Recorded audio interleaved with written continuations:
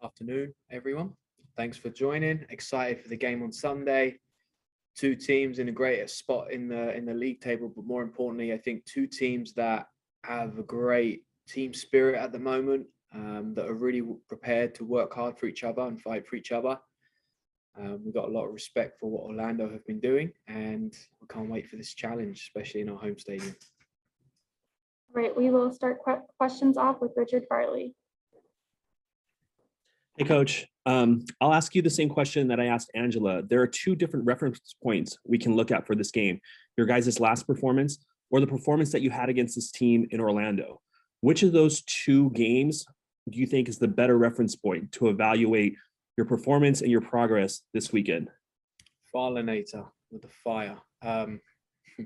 We lost away at Orlando, and we weren't happy about our performance here. So two average references. We were happy with 95% of the game in Orlando, and unhappy with 5-10%. And Gotham, yeah, we weren't that happy. We were super effective and created loads of chances, but yeah, clearly unhappy in how we did that, and we paid a toll for that in the end of the game, where I think we were more tired than we normally are. So yeah, you could look at both. Orlando away probably has better reference, but I think how we play throughout the Challenge Cup, throughout the game so far, and looking at all the games and the progressions and how the teams continue to evolve is important reference. I think it's very, very clear that we're a team that can defend in many various ways, with one intention: to be aggressive and get pressure on the ball. I think you could say the same about us in possession. We can attack in many very different ways with one intention: being positive, eliminating players, creating great chances, scoring goals, and keeping the opponent in that area of the field. Next, we will go to Grant Little. Hey, Mark, hope you're doing well. With back-to-back home matches, you guys have been able to stay in Portland and focus more on training and less on travel.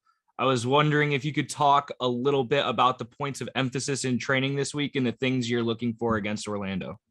Yeah, for context, that question, we had a normal training week and it felt amazing. Yesterday was a really big day. We hadn't had this type of day where we get to compete, play 11v11 in training and look at tactical problems from that picture.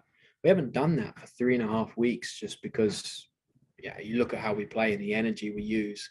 You have to have minimum seven days between games, or not traveling, to be able to get the periodization you need. So we've loved this week. We needed it. Felt a great time, but we've loved it.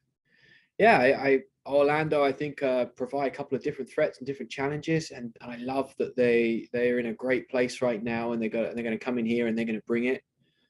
We have to be aware of, obviously, both sides of the ball, potential space we need to take advantage and space we need to deny. But thinking of our principles, nothing changes. Thinking of the things we're trying to achieve, nothing changes. We got a chip on our shoulder. We're coming off a game last week where we left something.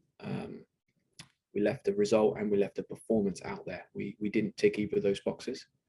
It's all going to be about performance. We want the performance level to be much, much higher than we were last week. And we want that because we think that equals out to more results. So staying focused on our performance, aware of their threats and opportunities that we could have with them, and ready to rock and roll. Next, we'll go to Melina Gaspar. Hey, Mark, how's it going? Hey, how you doing? Good, thank you. So Orlando has scored many of its goals late in the game. How key do you think will be to stay focused until the final whistle? And how do you train that part so your players can be focused the entire game? Thank you. Yeah, I think it's a great observation, and it backs the feeling I have, and what I shared earlier is there is a real good spirit with them. They're really working and fighting for each other, and a team that's doing that is always dangerous. To answer your specific question, I hope every second we are really focused, and I'll be honest, we have really high standards with and without the ball.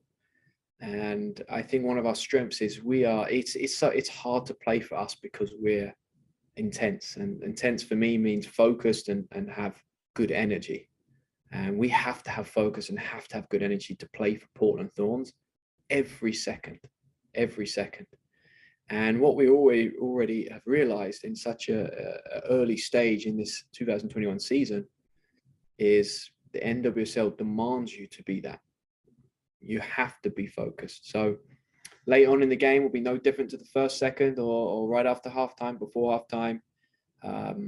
Credit and respect to Orlando, and we strive to be focused every moment.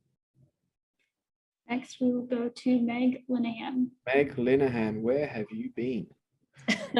New York City, but I will see you in August for the women's ICC. I do want to ask you, not necessarily about Orlando, but about Laura Harvey coming back into the league against the Reign, and your thoughts on being basically her first match back when she's back from the Olympics. Yeah, we can get the group chat going. We can get NWSL coach group chat. Kind of went off there for a while. I think we went offline and created an offline, and when we realized maybe it wasn't NWSL group chat, it was me, Laura, and maybe one or two others trying to sneak in every now and then. It's a massive addition. It's so exciting to have her not as a world-class coach, but as a world-class person, and looking forward to just seeing her smile and on the side of the pitch, and seeing her berate refs louder and more than me, and looking forward to going back to OL Reign, that rivalry, taking on who I think is a great person, a friend. Coaching, the rivalry just I think it brings back some more love and also adds more spice. I don't think there's anyone in the history of OL Reign's organization who knows the meaning behind this rivalry more than her. So it's gonna be fun. It's gonna be fun.